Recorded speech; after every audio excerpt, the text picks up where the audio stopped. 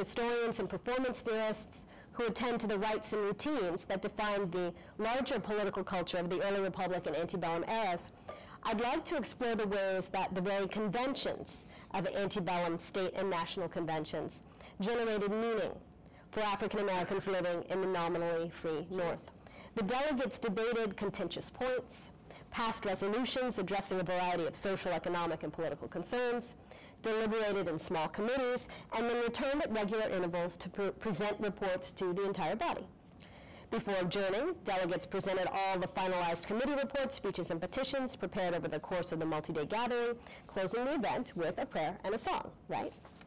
It's the repetition of these elements, the call to convention, the election of delegates, the presentation of credentials, the opening remarks, the speeches, the songs, in state after state, convention after convention,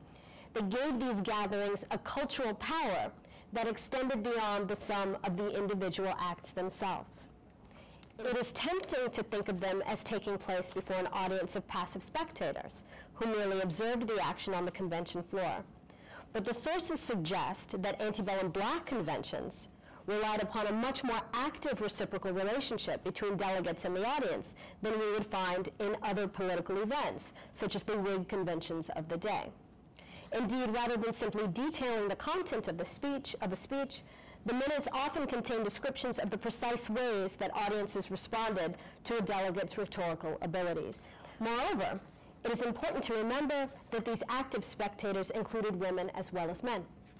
And when we turn our attention toward the women present in the audience, rather than focusing solely on those Black women who sought admission as delegates, we see that African American women participated in the Black and national state and national conventions of the 1840s and 50s in a number of important ways. In fact, the proceedings contain numerous examples of African American women performing some kind of collective gesture during the meeting, and the delegates responding with a resolution, formally acknowledging them and registering their thanks. Moments such as these remind us that colored conventions were multifaceted affairs, carefully choreographed political events, rituals that allowed free African Americans to practice citizenship even without the protection of the state. And they were public affirmations, collective celebrations of the participants' commitment to the civic and domestic virtues required for anti-slavery living.